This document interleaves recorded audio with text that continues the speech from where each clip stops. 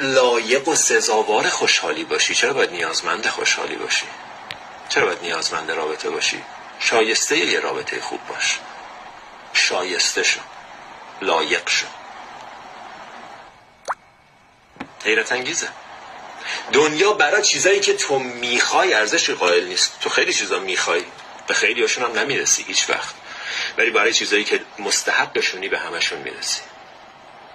و تو طبیعت تو رو مستحق میدونه، طبیعت تو رو مستحق خوشحالی میدونه، کائنات تو رو مستحق خوشحالی و رضایت و سعادت و ثروت و عشق و رابطه، همه اینا میدونه.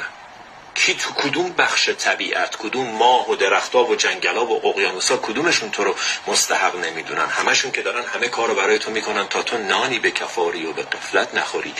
تویی که خودتو مستحق نمیدونی، به خاطر همین باید نیازمند باشی. نیاز عشق یعنی چی؟ من نیاز به رابطه دارم یعنی چی؟ یعنی یه چیزی که